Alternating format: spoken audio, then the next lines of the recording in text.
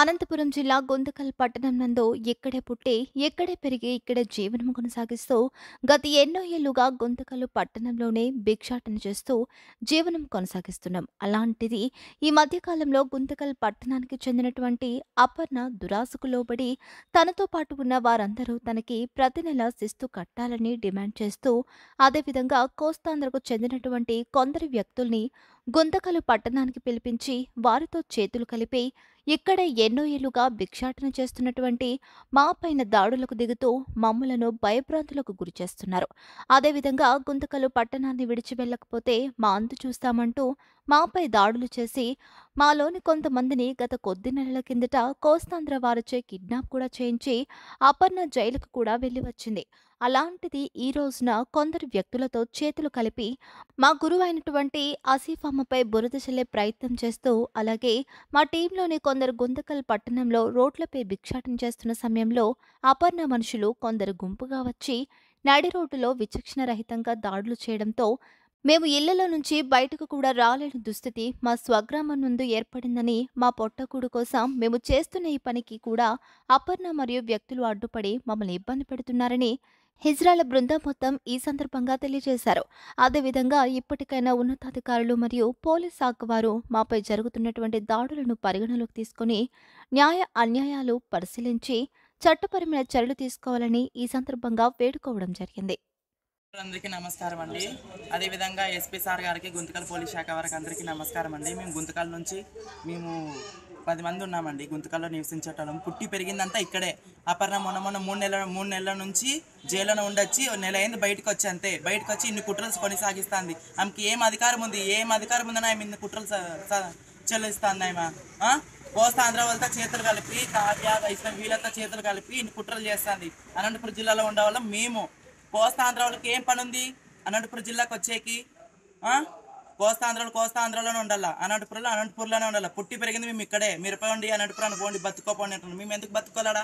మేము అనంతపురంలో పుట్టినామా? గుంటకలో పుట్టినాం.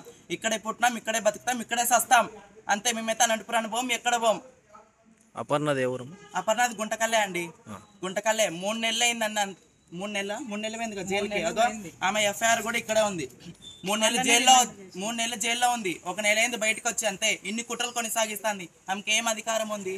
ఏ విషయం మీద జైలు కిడ్నాప్ చేయించిందాక ఈ పాపని ముగ్గురు కిడ్నాప్ చేయించింది. సీసీ ఫోటోస్తో సహా ఉన్నాయి మాతోన. అధికారులు కంప్లైంట్ ఇవ్వలేదా? ఇచ్చినారండి. ఇప్పుడైతే మాకైతే న్యాయం చేస్తామని చెప్పినారు. కూర్చిపెట్టి కూడా మాట్లాడతామని చెప్పినారు. కానీ ఆమె వచ్చి నెల కూడా కాలేదు. అంత జల్దీ ఆమె కోస్తాంధ్రలతో చేతులు కలిపి ఆమె ఒక్కతే ఉన్నది. అపర్ణ ఒక్కతే ఉన్నది. ఇప్పుడు గుంతకలంతా ఆమె సైడ్ వెళ్ళిపోయినారు. ఇప్పుడు పైన వాళ్ళంతా మా సైడ్ ఉన్నినారు. ఫస్ట్ గుంతకల్ అక్కడ కోస్తాంధ్ర వాళ్ళతో చేతులు కలిపేతలకి వీళ్ళంతా అక్కడ షిఫ్ట్ అయిపోయినారు. ఈ పొద్దు మొగోడు గిగోడు అని అంటున్నారు. ఆ మొగోడు గిగోడు అన్నోళ్ళే మా గురు కింద ఉండిపోయిన వాళ్ళే వాళ్ళంతా. మా గురి కింద ఉండిపోయినప్పుడు తెల్దా మా గురు మొగోడో గొజ్జోడు అని చెప్పి తెలీదా వాళ్ళకి? ఈ పొద్దు మొగోడు గిగోడు అని చెప్పి ఫ్లెక్సీలు చేపించి చూపించి వాళ్ళంతా వాళ్ళ మా గురిని రెచ్చగొడుతున్నారు. మీ గ్రూప్లో ఉన్న వాళ్ళు ఇంకో గ్రూప్లోకి ఎందుకోసం పోయినారు? అది మాకు అర్థమే కావడం లేదండి. సంపాదన అక్కడ ఇన్కమ్ ఎక్కువ ఉందేమో అక్కడే, అందుకనే ఇక్కడ పోయినారు. అపర్ణకి ఇప్పుడు డబ్బులు ఏమి లేవు. మమ్మల్ని అందరిని ఆక్రమించుకొని మాతో బస్సులు కట్టించుకోవాలని, అంతే. మామూలు కట్టించుకోవాలని వారం. కలెక్టర్ ఆఫీసర్ గారికి, ఎస్పీఐ గారికి అందరికీ నా నమస్కారం అండి. ఈవిడ అపర్ణ అనే వ్యక్తి రిమాండ్కి వెళ్ళి వచ్చి ఇప్పుడు నెల అవుతుంది. నెల అయినా కూడా మాకు బయట తిరుగుతుంది. మొగోల్ని పంపిస్తున్నారు, ఇండ్లతోకి మాకు ఫోన్లు చేసి ధమ్కీలు ఇస్తున్నారు, అన్ని ఇస్తున్నారు. అది కాదనేసి నేను బైపాస్లో భిక్షాటం చేస్తుంటే నేను టెస్ట్ సర్జరీ చేయించుకున్నానని చేయించుకొని 8 రోజులు అవ్వింది. 8 రోజులు అవ్వింటే వచ్చినన్ని 10 మంది వచ్చి విచ్చలు వీళ్ళకి కొట్టినారు. నాకు ఈడ గుద్దినారు, అన్ని చాలా విధంగా కొట్టినారండి. ఇదైతే మాకు న్యాయం చేయాలని మేము కోరుకుంటున్నామండి. ఈవెన్ కూడా అంతే. ట్రైన్కి బిచ్చాటం కన్నా వెళ్ళింటే ట్రైన్లో నుంచి కొట్టి మళ్ళీ ఇంటికి తోలుకొని వచ్చి నోట్లో బట్ట పెట్టి అన్నీ తీసుకొని వచ్చి కొట్టిండ్రండి. వీడియో మిత్రుల గారికి నమస్తే. అందరికీ నమస్కారం అండి. ఈ గుంటకలు చాలా దారుణంగా జరుగుతున్నాయండి. ఇంతకుముందు ఎలా ఉన్నో రాయలసీమ ఉన్నప్పుడు ఆ సైడు సేమ్ అదే ప్రింటే మళ్ళీ ఇప్పుడు జరుగుతుంది. ఆయన చనిపోయిన తర్వాత అందరూ బాగున్నాం మేము.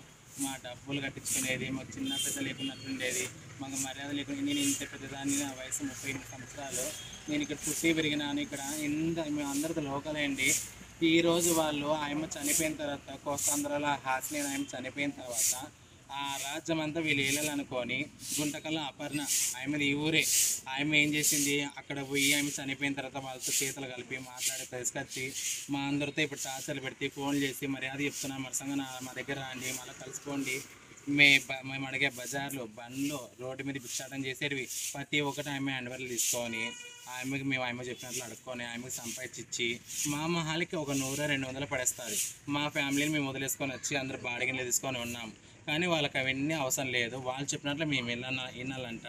మమ్మల్ని అయితే చాలా దారుణంగా చేస్తున్నారు. నా వయసు ఇంత వయసు అయినా కానీ టార్చర్ అటువంటికి ఫోన్ చేసి టార్చర్ పెడుతున్నారు మాకు. తను జైలుకి వేచిన తర్వాత మొత్తం బయటకు వచ్చింది కదా, వచ్చినప్పుడు ఏదో పోలీస్ స్టేషన్కో లేకుంటే బయట ఎక్కడైనా ఫోన్ చేసి పిలిచి అవును అయిపోయింది రండి మత్సంగా ఉందాము అట్లా ఇట్లా కానీ చెప్పలేదు. అసలు ఫోన్ చేయలే, డైరెక్ట్ పోయింది నెల్లూరులో కూర్చొయింది, వాళ్ళతో మాట్లాడింది, వచ్చినారు. ఈ గుంటకల్లో కానీ మా అసలు కలగానే కానీ లేదు సార్. నేను అసలుకి బాబు ఉన్నారు కానీ గుంటకల్లో మా వాళ్ళకి ఏంటి వాళ్ళందరినీ విత్ సెకండ్లో వాళ్ళతో చేతులు కలిపి మాకు ఫోన్ చేసి రే గుద్దం మోసుకొని రారా నా కొడుకులారా అట్లా ధమ్కి ఇస్తున్నారు. అసలుకి మీరు ప్రాణంతో ఉండాలంటే మా దగ్గర రండి, లేదంటే ఒక్కొక్కరు చేస్తాను పెళ్ళి అని ఫోన్ చేసి మామూలు టార్చర్ పెడుతున్నారు. అసలు బతికే అవకాశం లేదు. జైలు నుంచి వచ్చినాయేమో మాతో మాట్లాడి అయిపోయింది అనుకున్నట్ల ఆయన అక్కడ పోయి చేతులు కలిపి ప్లానింగ్ వేసి ఇప్పుడు చూస్తే రివర్స్ కేసు మా మీద పెట్టింది. మా అందరి మీద అంట, ఆమెకి ప్రాణానికి ఏమైనా హాని అయితే మా మీదంట. కానీ ఉత్తప్పుడైనా మా అందరూ చెప్తాను సార్, మా పిల్లలకి ఎవరికైనా కానీ నాకు కానీ మా మా మా గురుపై ఆషిఫ్ కానీ మా గురువు కానీ ఎవరికైనా కానీ ఇక్కడ ఉన్న వాళ్ళకి ఒక్కరికైనా ఏం జరిగినా కానీ వాళ్ళకే సంబంధం.